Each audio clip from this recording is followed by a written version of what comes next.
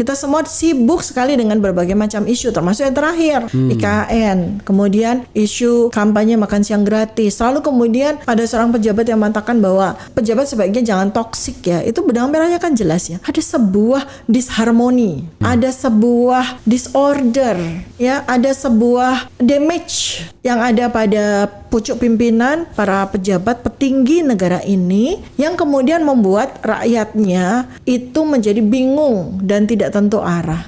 Kita nggak pernah tahu kan kiprahnya. Semua kayak apa namanya, pembukaan ini, peresmian itu kan presiden semua tuh. Iya. Terus menterinya pada ngapain ya? Kita nggak tahu. Nah ini ciri-ciri dari sebuah negara yang mengalami dysfunction menuju kepada disorder.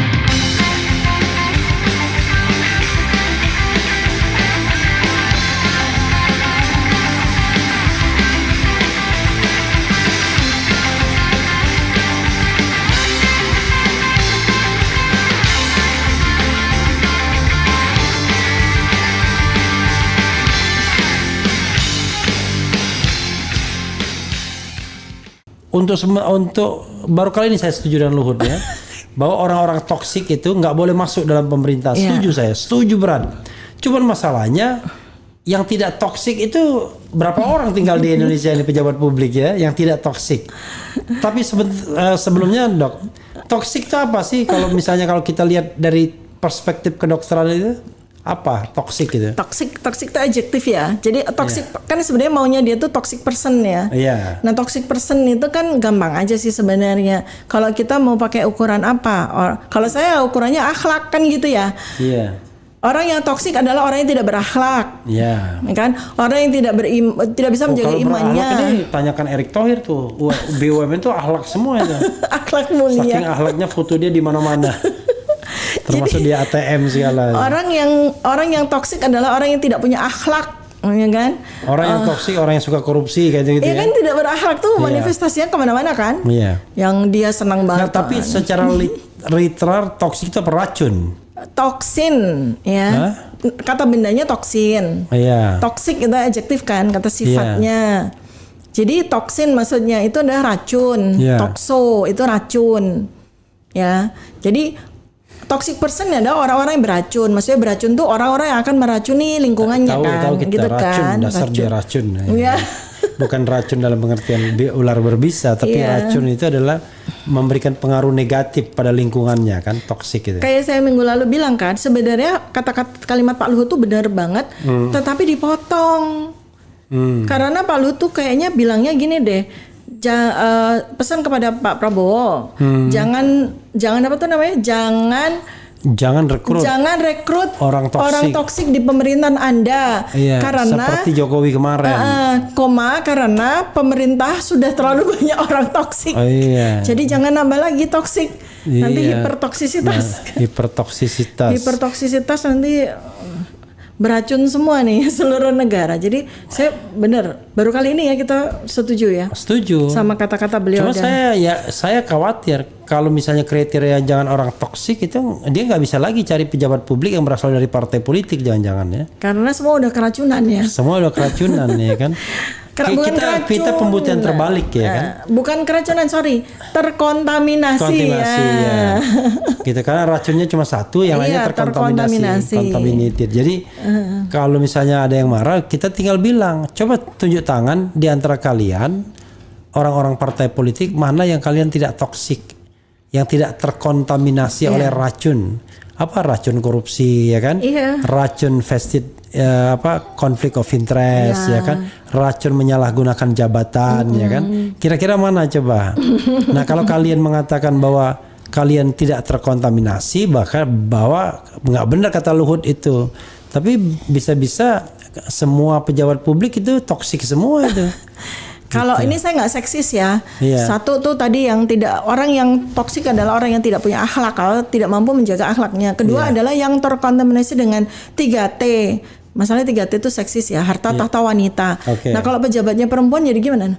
Harta, tahta, dan tuyul. Harta, tahta, tuyul. Jadi 3T itu adalah manifestasi dari terkontaminasinya orang menjadi toxic person kan gitu. Nanti ada lagi kan perilaku seperti mungkin apa? harta, tahta, hewan melata ya kan. Kita kan hewan melata kan, vertebrata kan, bertulang belakang gitu kan. Karena tuyul itu masuk harta ya, jadi harta tahta, gitulah gitu. Itu sebenarnya indikatornya. Jadi ya silakan para pejabat publik itu melakukan survei. Apakah Anda harta itu artinya means korupsi, ya kan? Tahta itu Anda mengambil jabatan itu dengan cara-cara yang tidak berakhlak, misalnya. Ya gitu-gitulah ya. Kemudian Anda gitu kan, hewan melatanya bagaimana nih gitu kan, seperti itu. Jadi lihat deh manifestasi dari itu. Nggak akan ada yang lulus dari survei tersebut. Oke, Dok. Tadi kalau IKN, dokter kan udah bilang itu nggak akan lanjut nih barangnya kan. Kayak Forest City. Kayak Forest City, gampang aja, yang paling deket lah. Kalau makan ya terrealisasi tapi pasti tidak full ya kan? Mungkin sebulan 2 bulan kali sampai orang lupa. Janganlah pokoknya. Pokoknya sampai orang bisa dilupakan. Iya, sampai orang lupa. Iya kan, bisa program bisa dilupakan. Nah, kalau rekrutmen orang toksik ini, jangan rekrutmen pemerintah, ini gimana menurut dokter ininya? Pandangannya. Kan ada gini, toksin itu kan suatu racun. Yang disebarkan oleh sesuatu gitu kan, suatu entitas, apakah itu manusia dan sebagainya. Nah, kemudian masalahnya yang keracunan itu bukan kan racun bersifat meracuni dan ada objek yang keracunan. Nah, masalahnya yang keracunan kan ada 2 nih kalau kita lihat ya. Yang keracunan satu adalah pejabat-pejabat sekitarnya udah terjadi kontaminasi, lalu rakyat pun juga keracunan. Nah, ini yang repot ini. Dimana kita akan memilih calon yang tidak mengalami keracunan itu. Ya sebenarnya sih kalau pakai indikator yang tadi saya bilang, akhlak gitu ya, sebetulnya masih jauh lebih banyak orang Indonesia. Dari 278 juta rakyat Indonesia tuh jauh lebih banyak yang berakhlak mulia. Tapi umumnya mereka tidak punya akses kepada kekuasaan. Nah, masalahnya di situ. Begitu sudah punya akses kekuasaan, akhlaknya udah turun. Kayak yang dibilang sama Profesor Mahfud kan. Kalau gimana Prof Mahfud bilang kalau deket sama istana atau masuk ke istana apa tuh? Jadi iblis. Orang baik pun, malaikat pun bisa jadi iblis. Malaikat pun bisa jadi iblis. Jadi berarti pusat toksinnya ada di mana tuh? Iya. Jadi sebenarnya Luhut keliru dalam konteks itu. Karena dia bilang jangan merekrut orang toksik, ya kan? Padahal toksifikasi, proses pentoksikan itu ada di istana. Intoksifikasinya. Iya, ada di kabinet kan gitu. Jadi justru kalau orang toksik masuk tambah toksik pantisnya. Orang yang tidak toksik masuk ya keracunan keracunan juga. Karena kontaminasinya kuat itu kan. Berarti benar, seharusnya memang benar tuh istana dibangun di IKN ya. Siapapun juga yang masuk ke istana sebagai pejabat yang ada di istana, mulai dari yang pucuk pimpinan sampai yang di level berikutnya, itu memang harus dikunci di IKN ya. Oh, biar nggak kemana-mana. Iya, kemudian DPR juga ya. Harusnya kan, karena kan itu pusat toksiknya ada di situ ya. Jadi biar mereka untuk detoksifikasi mereka sana ke IKN, dilarang terbang kemana-mana di IKN aja. Didetoksifikasi dulu, pemurnian, karena hawa di hutan yang katanya kan nanti kotanya itu akan menjadi kota hutan begitu kan. Nanti terjadi detoksifikasi, kemudian ya sudah, mau terus di situ apa mau balik lagi ke Jakarta, mau mengubah rencana dari Jakarta pindah ke IKN, balik lagi. Saya rasa nanti sekian tahun lagi balik lagi tuh peraturan. Ya, jadi saya kira nggak sekian tahun nih, tahun depan udah balik kayaknya ya. Jadi seremonialnya 2024 dipaksa oleh Presiden Jokowi ya. Biar dia maunya dikenang orang ya. Dikenang orang sebagai presiden yang bikin masalah ya. Karena saya yakin bahkan not even beliau ya, pasti itu dapat kayak apa semacam, nggak ada tuh kepikiran beliau tuh bikin ibu kota di IKN tuh nggak ada. Saya yakin banget itu adalah pikiran orang atau pikiran pihak lain yang benar-benar didoktrinasikan, yang membuat kayak beliau itu, wow, nanti akan jadi legasi saya ya. Ya udah saya bikin lah gitu. Wow, nanti akan jadi legasi saya. Tuh. Ya udah saya bikin lah. Tuh. Suaranya muncul jadinya. Jadi legacy ya memang betul. Jadi legacy itu bukan aspek-aspek fisik, karena aspek-aspek fisik itu mudah sekali hancur dan mudah sekali mangkrak. Legacy itu adalah bagaimana bisa membangun manusia Indonesia itu menjadi manusia Indonesia yang berakhlakul karimah. Itu legacy terbesar dari pemimpin negara ini. Dengan apa? Dengan memberikan contoh dari dirinya sendiri. Orang yang punya akhlakul karimah itu pasti orang yang jujur. Kan punya 4 sifat seperti yang disampaikan oleh Rasulullah SAW kan, jujur, ya, cerdas, kan, sidik, cerdas, fatona, ya kan, amanah, terpercaya, tablik itu mampu untuk menyampaikan apa yang menjadi buah pikiran dan gagasan. Tablik, amanah, sidik, fatona. Ya. Tablik, amanah, sidik, fatona. Nah, gitu. itu yang diteladankan oleh pemimpin sehingga menghasilkan rakyat yang berakhlakul karimah. Nah, dari situlah legacy itu muncul, sehingga apapun yang dilakukan, apapun yang dibangun itu benar-benar berlandaskan kepada asas kemanfaatan dan keadilan bagi seluruh rakyatnya. Itulah legacy yang akan dikenang nggak cuma ratusan tahun. Ada sebuah pemimpin besar di suatu ketika di Indonesia 1000 tahun yang lalu, wah itu akan jadi cerita legenda yang luar biasa. Ya kan?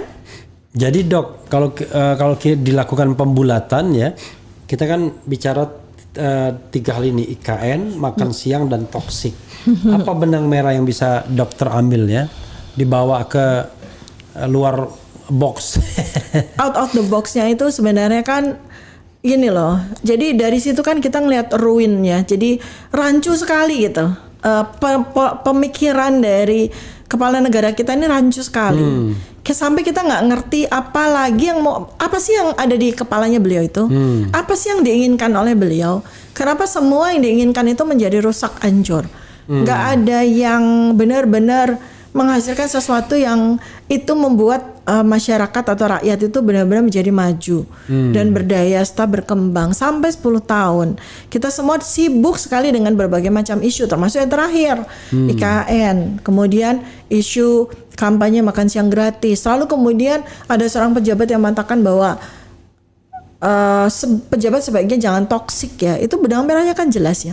Ada sebuah disharmoni. Ada sebuah disorder, ya, ada sebuah damage yang ada pada pucuk pimpinan para pejabat petinggi negara ini, yang kemudian membuat rakyatnya itu menjadi bingung dan tidak tentu arah.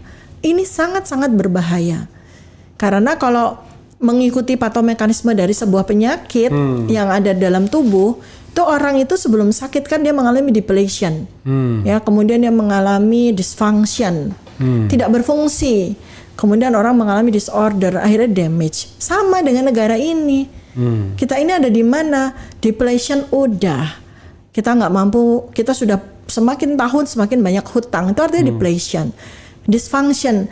Kita lihat kan sekian tahun, 10 tahun, terutama di pemerintahan yang kedua, menteri-menteri itu pada gabut gitu kan. Kayaknya menteri itu cuma main KU, terus main PUPR, sama main BUMN ya, sama menteri segala urusan gitu kan ya. Sementara menteri-menteri yang lain tuh pada ngapain sih? Kita nggak pernah tahu kan kiprahnya. Semua kayak apa namanya, pembukaan ini, peresmian itu kan presiden semua tuh. Iya. Terus menterinya pada ngapain ya? Kita nggak tahu. Nah, ini ciri-ciri dari sebuah negara yang mengalami dysfunction menuju kepada disorder. Satu menteri melakukan pekerjaan yang bukan tupoksinya. Nah, pejabat di bawahnya juga ikut-ikutan. Kayak waktu awal ya, bukan Menteri Pertanian ditunjuk untuk bikin food estate, malah Menteri Pertahanan. Nah, ini menunjukkan disorder di situ kan. Disorder. Akhirnya setelah disorder, Tapi saya kira tidak salah itu. Kan Menhan itu kan Menteri Pertahanan. bukan Menhan itu Menteri Ketahanan Pangan. Menhan disingkat Menhan. Jadi Menhan itu Menteri Ketahanan Pangan, makanya dia food estate itu. Sebenarnya dulu waktu di September 2020 itu ketika food estate itu dikoordinasikan oleh Menhan itu, di situ saya merasionalisasi diri gitu. Oh ya, pertahanan yang terbaik dari sebuah negara itu kan pangannya gitu. Tapi kan ternyata di balik itu semua ada sebuah cerita-cerita yang akhirnya menjadikan food estate itu mangkrak kan. Jadi ya memang tupoksinya tidak pas gitu kan. Jadi itulah disorder. Abis itu ya damage. Ini kalau diterus-teruskan ya negara ini akan damage kan? Akan damage. Kalau damage, bagaimana nih rakyat kita? Bagaimana rakyat kita? Jadi kalau dari 3 hal tersebut, misalnya kita bilang IKN udah pasti nggak lanjut, ya kan? Iya, kan dia Kita udah. ini bukan karena sentimen ya, Enggak, kan jelas. realistis kan? Iya. Kemudian makan Makan siang siang gratis. tidak kafah. Kita pakai tidak kafah Tidak aja. kafah. Jadi janjinya itu Tidak gimana? Iya, tidak paripurna. tidak paripurna, Tidak ya kan? paripurna.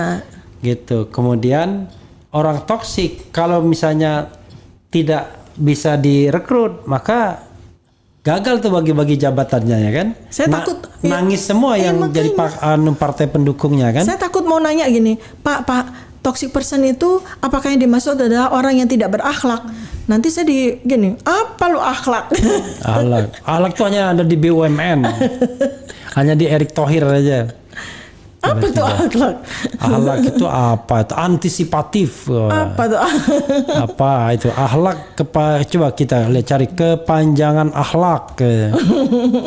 Ini Ya versusnya kan, toxic person. Setiap menteri kan jadi tuh. Iya. Ahlak adalah amanah, kompeten, harmonis, loyal, adaptif, kolaboratif. Luar biasa. Ya 4 itu amanah, sidik, fatonah, tablik. Iya. Means orang yang berakhlak mulia. Itu kan versus lawan dari toxic person. Jadi kalau memang presiden terpilih Prabowo Subianto ingin menjadikan kabinetnya itu adalah orang-orang yang non toksik, carilah orang-orang yang berakhlak mulia. Yang Pesen amanah, ya, nggak ngerti sidik, nih. tablik, fatonah. Iya, nggak ngerti ini utopia atau cuma mimpi, tapi ya seperti itulah Iya. seharusnya.